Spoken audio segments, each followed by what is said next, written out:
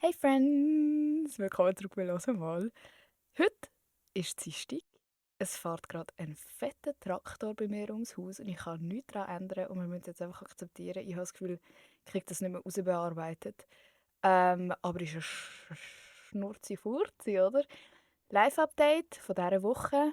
Äh, Irgendwie habe ich das Gefühl, ich mache gar nichts. Ich hatte Migräne gehabt und ich habe das Gefühl, ich bin 24 Stunden einfach nur im Bett gelegen. Ähm, Oh, und das war noch die Hetzparty von unserem Management. Ähm, Dort ist etwas sehr Unheimliches passiert. Soll ich das erzählen? Soll ich den Juice droppen? Darf ich das? Sorry. Ich glaube, ich darf. Ähm, es ist, es hat mir ein, also wir haben ja die ganzen Tickets und alles haben wir ja in unsere Story gepostet, schon im Voraus.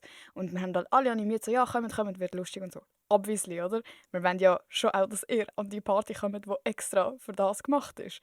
Dann schreibt mir aber so eine Deutsche, dass er extra, oh mein Gott, was wenn er das lässt. Ja, dass er extra wegen mir kommt, allein. Und 1, 2 Tage ins Hotel geht. Nur für das. Und ich habe schon so gedacht, so, Alter, das ist ja maximal creepy, alt. Also, verstehen mich nicht falsch, aber das ist schon creepy, oder? Ich bin 19. Ich bin nicht 25 und jeder, der 2 Videos von mir geschaut hat, weiß, dass ich eigentlich auch nicht gerne in den Ausgang gehe und so. Und es ist einfach komisch gewesen. Und dann bin ich vielleicht 10 Minuten dort gewesen, und schon ist er vor mir gestanden und hat mich einfach so straight up so gepackt und umarmt. Er hat mich nicht mal so in anschauen lassen, um so Hallo sagen oder so. Nichts. Er hat mich einfach instant gepackt. Und ich habe mich so unwohl gefühlt. Und dann bin ich basically so den Rest vom Abend so gefühlt von dem weggerannt. Einer ist so zu ihm an und hat noch so da, als wäre er mein Freund, und hat so gesagt so, hey, ja, geil, nur das weisst, das ist meine Freundin und so, ein bisschen abstandmässig, Alter. Und das hat trotzdem nicht gebracht. Er ist die ganze Zeit an mir vorbeigelaufen, so mit dem Handy in der Hand, und hat mich so gefilmt und hat so da, als hätte er mich nicht gefilmt. Und das ist so das Highlight von meiner Woche gewesen, eigentlich, basically. Ich habe ihn blockiert auf Insta jetzt, was auch recht asozial von mir ist. Influencerin ladet ihre Fans ein und dann blockiert sie danach.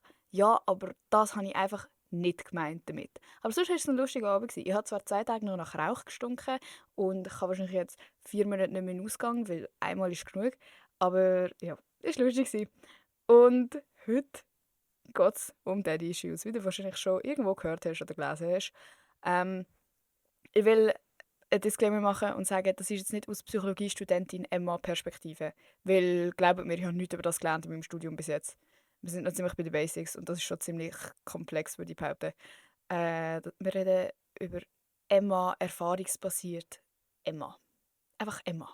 Meine Erfahrungen, was ich so mitbekomme als 19-jährige Dame mit 19 Jahren, mit noch älteren Kolleginnen, äh, aber auch 19-jährigen Kolleginnen, so einfach, was man so mitbekommt als Frau und was meine Erfahrungen sind. Und ich habe das Gefühl, recht viele von uns haben so ein bisschen Daddy-Issues, wenn ich das sagen darf. Ich weiß, es ist unangenehm. Und ich finde auch den Begriff Daddy-Issues so scheiße. Falls du nicht weißt, falls du das noch nie gehört hast, good for you. Es heisst eigentlich basically so, ja, dein Vater ist halt nicht um gewesen, und wegen dem hast du jetzt so gestörte Bindungsmechanismen und stehst auf alte Männer. Ist so der Stereotyp von Daddy Issues. Aber was, wenn wir es Vaterkomplex nennen? Wow, das klingt einfach wenigstens so ein bisschen weniger so wie ein Lied und mehr wie ein wirkliches Ding, wenn ihr wisst, was ich meine. Ähm, Ich glaube, so rein jetzt kurz, ich habe kurz recherchiert. Ich glaube, der Freud hat mit dem Scheiß angefangen. Von wegen Vaterkomplex, genauso wie Oedipus-Komplex und was weiß ich was. Wenn ihr nur ein bisschen über Sigmund Freud wisst oder einmal googelt, merkt ihr, der Typ ist fucking crazy. Und darum halte ich nicht so viel von dem. Darum will ich jetzt auch nicht darüber reden, was der Freud so behauptet hat und bla bla bla. Schiss mir auf den Freud. Ich rede einfach über meine Erfahrungen und über meine Gedanken und was mir wichtig ist, mit euch zu teilen, falls ihr selber vielleicht betroffen sind und irgendwie euch noch nicht so viel Gedanken darüber gemacht habt, weil es ist wichtig. Ähm, genau.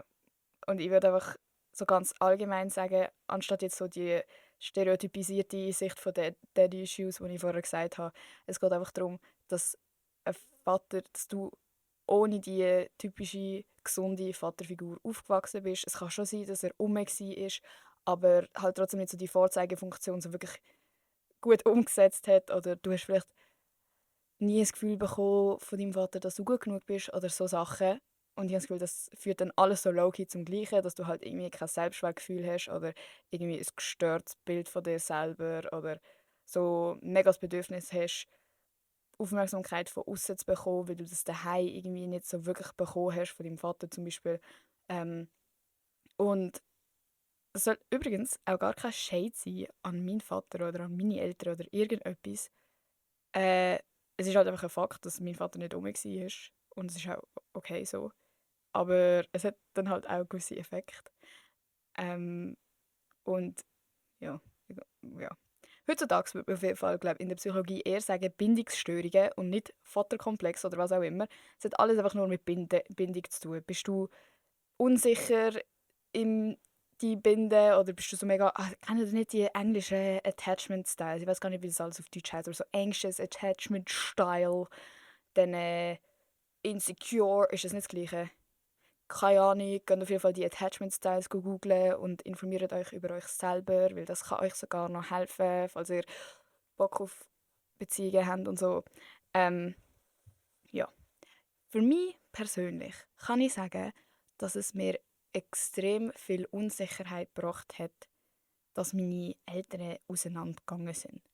Und erst später, im Moment habe ich es gar nicht gecheckt, es war mir scheißegal, Digga. Aber später habe ich dann so angefangen zu überlegen und halt auch gesehen, wie es meine Schwester beeinflusst hat und wie es meine Mami wahrscheinlich auch beeinflusst hat. So, das sind alles Sachen, die kriegt man halt so unterbewusst mit. Auch wenn der Vater noch daheim ist und aber zum Beispiel nie um ist oder die Eltern sich viel streiten oder er immer eine dumme Fresse hat oder so, das bekommt man alles mit. Und das sind alles Sachen, wo so die ersten Erfahrungen mit dem anderen Geschlecht prägen und definieren, oder? So, das ist dann deine Sicht auf Männer, wenn das deine ersten Erfahrungen sind. Und darum, für mich zum Beispiel, ich habe nicht viel mit meinem Vater zu tun, ich habe mega wenig gesehen.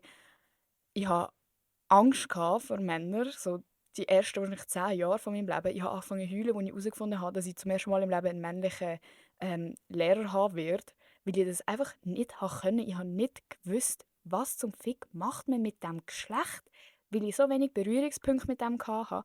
Und wo es dann halt so angefangen hat, dass man so romantisch interessiert war an Buben, bin ich einfach völlig überfordert gewesen, weil mir hat das niemand richtig vorgezeigt. Es war nicht so, gewesen, ja, ich weiß ja, wie das zwischen meinen Eltern war, dass sie gesunde Liebe hatten. Und ich sage nicht, dass du mit 12 fucking Liebe hast, aber so, ja, wenn dir das nicht vorgezeigt wird, hast du auch selber keine Ahnung, wie das nachher umsetzen. Und darum, glaube ich, kommt auch so ein bisschen das, dass man sagt, ja, Frauen mit Daddy-Issues sind voll fucked up, mit denen kannst du keine Beziehungen führen. Oh mein Gott, die sind crazy.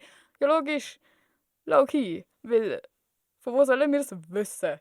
Das Einzige, was uns Männer low-key beigebracht haben, ist, dass wir nicht gut genug sind, dass wir immer alles probieren müssen, dass wir irgendwie besser dastehen und dass egal was wir machen, es nie besser wird. So, so ist mein Verhältnis zu dem Ganzen mein ganzes Leben schon gewesen. So, okay, ich muss mehr geben. Okay, ihm gefällt das. Das heisst, ich muss probieren, das so zu machen. Was, er hat meine Haare lieber so. Okay, jetzt mache ich meine Haare nur noch so.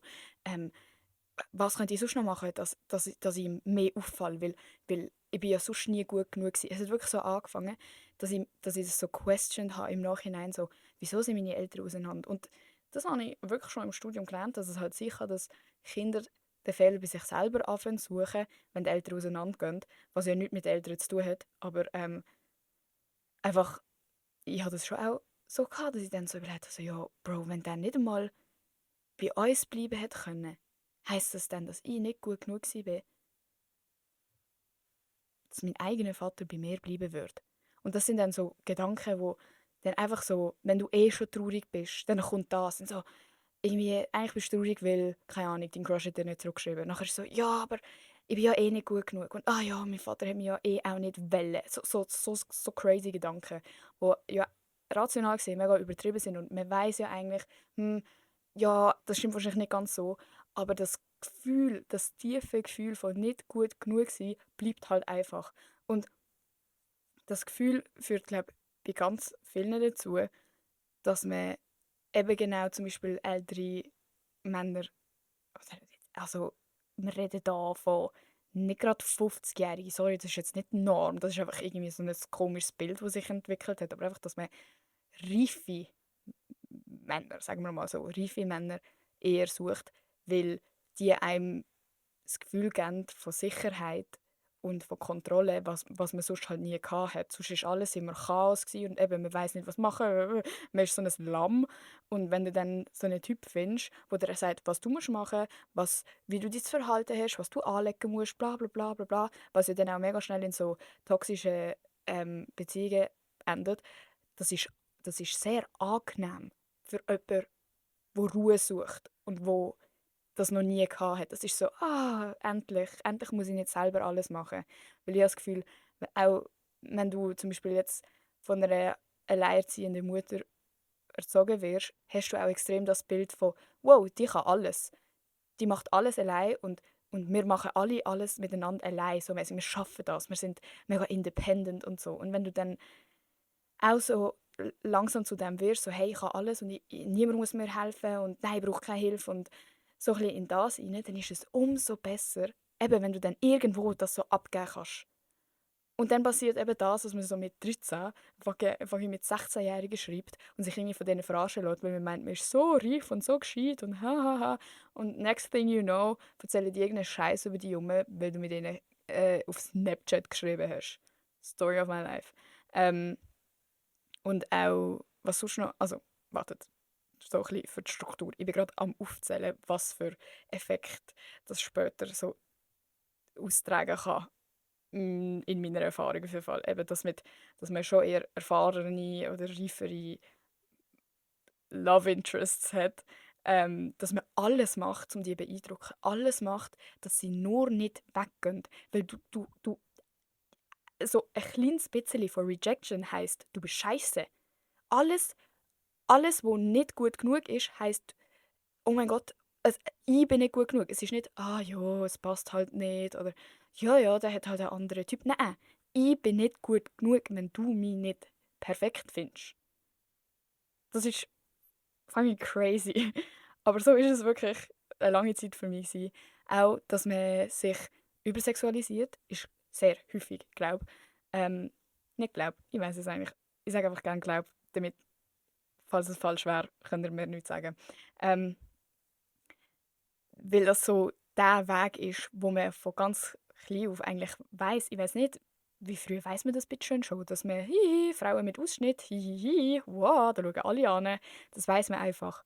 Und wenn man die ganze Zeit Aufmerksamkeit und Bestätigung von außen sucht, weiß man auch, das ist der einfachste Weg, um das zu erlangen. Vor allem, wenn man so Teenager ist und Typen anfangen über Pornos und was weiß ich was reden, dann bist du als Person, die gerne Aufmerksamkeit hat, Mädchen, die gerne Aufmerksamkeit hat, die erste, die anfängt zu überlegen, also, wenn ich ein bisschen provokant rumlaufe oder wenn ich ein bisschen eine mache auf «wow, ich weiss mega viel» oder «ich bin mega erfahren», dann werde ich weißt du was für Aufmerksamkeit bekommen.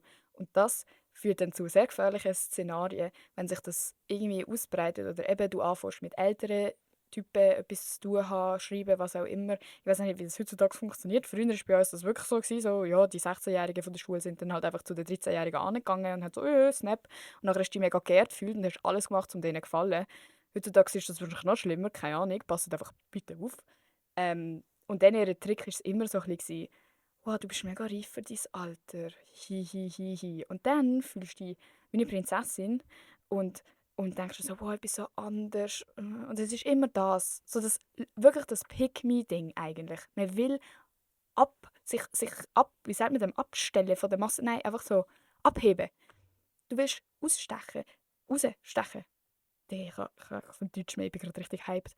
Du willst rausstechen, du willst anders sein, du willst die Einzige sein. Damit du einfach irgendwann selber das auch glauben kannst, dass du ja gut genug bist, weil er hat mich ja gern. Oder er hat das gesagt. Oder jeder Typ auf dieser Welt findet mich die geilste. Das heisst, vielleicht bin ich ja wirklich nicht so schlecht, wie ich es von mir selber denke. Oder wie es meine Familie von mir denkt. Oder so alles das. Einfach, man holt sich alles von außen rein, wo man von innen sich selber gar nicht geben kann. Oder wo dein Vater, deine Familienkonstellation dir nicht hätte geben können. Und das ist sehr gefährlich, glaubt mir. Ähm, was auch eine Tendenz ist von Personen mit Daddy-Issues, glaube ich, Vaterkomplex, ist, dass man sehr leicht zufrieden ist mit sehr schlechtem äh, Verhalten. Weil lieber bin ich mit jemandem zusammen, wo ich eigentlich weiss, okay, das Verhalten geht nicht, der behandelt mich nicht so gut, als dass ich das Gefühl erleben muss von verloren werden, von nicht gut genug gewesen sein. Eben, genau, es geht alles immer so um das. Einfach allen gefallen und alles probieren richtig machen und so. Und ah ja, okay, okay, es ist zu crazy von mir, dass ich gerne hätte, dass du mir gute Nacht schreibst. Oh ja, dann, das stimmt. Ist wahrscheinlich etwas nicht gut mit mir. Sorry. Nein, nein. Nein, ist schon gut. Bitte, bitte, bitte, lass mich nicht allein. Bitte. Ohne dich bin ich nichts. So, man lässt so viel mit sich machen, wo eigentlich falsch ist und wo nicht gut genug ist. Man hat so viel mehr verdient, aber man hat das Gefühl einfach nicht von sich selber, weil man kein Selbstwertgefühl hat, dass eben genau die Tendenz oder so die Gefahr besteht, dass man schnell in toxische Beziehungen abrutscht. Was mir zum Glück noch nie so wirklich passiert ist. Ähm, aber ich kann mir vorstellen, dass ich auch easy Opfer von dem hätte können werden. Ähm, und was ein sehr großer Punkt für mich persönlich ist, dass man einfach extreme Trust-Issues hat. Eben weil du so aufwachst mit dem Bild von, ah ja, es kann ja eh nicht funktionieren. Oder, ich weiß nicht, wie man das richtig macht. Für mich jetzt wirklich in meiner Welt suche ich, wenn ich mit jemandem etwas habe, ich warte darauf, dass etwas falsch läuft. Weil ich mir nicht vorstellen kann, dass ein Mann nicht etwas falsch macht. Weil die erste männliche Figur in meinem Leben verkackt hat. Wisst ihr, was ich meine? So, no shade, no shade, aber ist halt leider so. Und dann passieren auch so Sachen, wie dass man mega eifersüchtig ist und dass man sich nicht verstanden fühlt und dass man immer einfach Fehler sucht und dass so kleine Sachen viel grösser sind als fürs Gegenüber. Jemand, der ganz normal, behutsam, mit zwei Eltern, die immer noch zusammen sind, aufgewachsen ist. Bro, übrigens, ich bin so eifersüchtig auf euch. Genießt das. Ich weiss, die streiten sich trotzdem und so und es kann trotzdem mühsam sein, aber trotzdem, seid froh. Ähm, nein, dann für so jemanden kann etwas gar nicht schlimm sein. Während irgendeine Aktion für mich gleich, also eben, wo für so jemanden normal ist, kann es für mich so etwas heissen. Oh mein Gott, ich glaube, er will mich nicht mehr. Ich glaube, ich bin nicht gut genug. Oh mein Gott, ich glaube, das funktioniert jetzt dann nicht mehr. So, und was für mich auch mega schwierig ist, im Zusammenhang mit dem ganzen Beziehungszeug und so, ist, dass ich das nicht ganz geniessen kann, wenn einfach Ruhe ist. So, wenn man, genau das, wo alle, wir haben mega viele Typen auch geschrieben, so, ja, wieso wollen ihr eigentlich alle keine Nice Guys und so, das ist genau das. Ich, kann- ich finde das wie langweilig, weil mir das nicht so das Gefühl gibt von, oh, ich bin etwas Spezielles und ich bin, wow, und der hat mich gern, weil wenn du einen Nice Guy hast, dann ist einfach nicht zu allen. Und das gibt dir nicht das Gefühl von, du bist etwas Spezielles. Was ja mega gut ist. Also, ich sage euch nicht, hört auf Nice Guys sein. Das Problem liegt nicht an euch. Das Problem liegt am Gegenüber. Jetzt in diesem Beispiel an mir. Wenn ich das nicht kann akzeptieren, dass mich jemand einfach gern hat und einfach ein netter Mensch ist, weil das nicht so spannend ist und mir nicht das gleiche Gefühl gibt, dann sollte ich vielleicht mal eine Pause machen und einfach mit gar niemandem etwas haben. Und das ist auch das, was ich vielleicht so ein bisschen kommunizieren will, falls du dich angesprochen fühlst. Du, du brauchst nicht die ganze Zeit irgendeinen Typ oder wahrscheinlich sogar mehrere Typen, die dir gleichzeitig sagen, dass du gut bist, dass du das Richtige machst, dass du hübsch bist, dass du einen geilen Style hast, dass du gescheit bist. Nein, sag dir das doch selber oder such dir einen guten Freundeskreis, der dir das Gefühl auch geben kann. Die externe Validation bringt dir nichts im Leben. Ich glaube mir folgen fast 80'000 Leute auf Insta, die mich wahrscheinlich mega hübsch finden und die mich lustig finden und die mir jeden Tag schreiben, «Hey, Emma, das bringt mir nichts. Ich fühle mich kein Stückchen besser mit mir selber, wenn ich nicht wirklich selber auch zufrieden bin mit mir bin. Es ist nicht so: «Oh, oh ja, okay, stimmt, ich bin ja gut.» Nein, das ist vielleicht für 'ne Millisekunde ist es schon schön zu hören, aber nachher bist du wieder im gleichen Loch, wenn du in einem Loch bist und niemand kann dir dort raushelfen. Nicht ein Mann und nicht niemand, egal wie geil sich das in dem Moment anfühlt. Und vor allem, wenn man so jung ist, für mich ist die Phase jetzt auch ein bisschen vorbei, aber für mich ist das, als ich jünger war, wirklich ein extremes Thema gewesen. Und ich war so heartbroken gewesen, immer, wenn etwas nicht geklappt hat, weil ich das so persönlich genommen habe. Und es hat nichts mit uns zu tun, wenn etwas nicht funktioniert, normalerweise. Es, es passt einfach nicht. Und es ist okay und du bist immer noch genau gleich gut vorher und nachher und währenddessen. Und du musst auch dein eigenes Leben leben. Und an die ganz Jungen unter uns, bitte, bitte, schreibt nicht mit älteren Typen, schreibt nicht mit irgendwelchen Leuten vom Internet. Macht einfach keinen Scheiß. Es fühlt sich nicht, es fühlt sich nur so spannend an, weil wir genau wissen, es ist verboten. Und ihr wisst das. Also macht die Sachen nicht, die sich nicht wirklich gut anfühlen. Ähm, und ihr müsst auch nie irgendetwas machen, nur weil ihr das Gefühl habt, der Typ findet das wahrscheinlich gut. Wenn ihr selber nicht wirklich Lust drauf habt. Es wird euch nachher noch viel schlechter fühlen lassen. Es wird nicht so sein, so, ja, zum Glück haben wir das jetzt gemacht, weil es ist mega toll und wir haben es mega gut gehabt. Nein, es wird sich anfühlen so, bin ich jetzt ausgenutzt worden? Okay, für mich kann man ja eh für nichts anderes brauchen. So das. Und das wenn wir nicht. Irgendwie habe ich das Gefühl, ich habe wie das meiste schon gesagt. Ähm, wir sind, ich wollte eigentlich einfach über das reden, weil niemand darüber redet. Und ich hätte mir das gewünscht, dass ich überhaupt etwas von dem gewusst hätte, als ich jünger war. Das hat mir schon so viel geholfen. Ich habe nicht gewusst, dass irgendetwas vielleicht zusammenhängen könnte oder dass es andere Leute auch so haben. Also ich dachte, ich bin fucking crazy, dass ich die Einzige bin, die so fucked up ist irgendwie. Aber das Ding ist halt, wir sind nicht fucked up. Es ist ganz normal. Die meisten Leute haben irgendwelche Issues. Und ich will auch sagen, dass jetzt so Daddy-Issues und was weiß ich was, das sind kleine Sachen, rein psychologisch gesehen. Es ist nicht eine riesige Störung oder irgendeine Krankheit oder so. Es sind kleine Sachen. Niemand ist perfekt, was so Bindung und alles angeht. Wir sind alle durchs Leben, haben wir andere Erfahrungen. Und ob du jetzt halt so aufwachst und keinen Trust hast oder ob du mit 30 Mal betrogen wirst und nachher auch keinen Trust mehr hast, irgendwo haben wir alle unsere Issues. Und redet einfach miteinander auch darüber, untereinander, vielleicht in der Freundesgruppe oder einfach, wir sind nicht allein und machen einfach keinen Scheiß. Und irgendwie schaffen wir das schon. Dann ohne Bestätigung und Aufmerksamkeit von anderen, das ist das Ziel für 2023, egal wie alt du bist. Und ich weiß, es ist vielleicht auch komisch, wenn du älter bist als ich, von einer 19-Jährigen zu hören.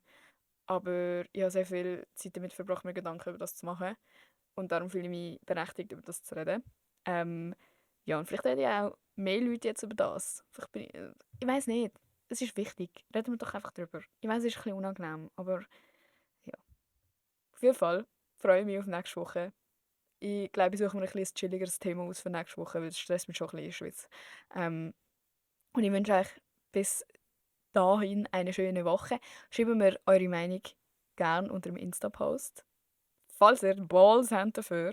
Aber ich habe jetzt wirklich grosse Balls gehabt, um überhaupt darüber zu reden. Dann müsst ihr mich schon ein bisschen dort unterstützen. Nicht, dass ich da allein mit meinen Daddy-Issues bin. Ja, anyway. Tschüss. Ich habe das alles nie gesagt. YOLO. Tschüssi.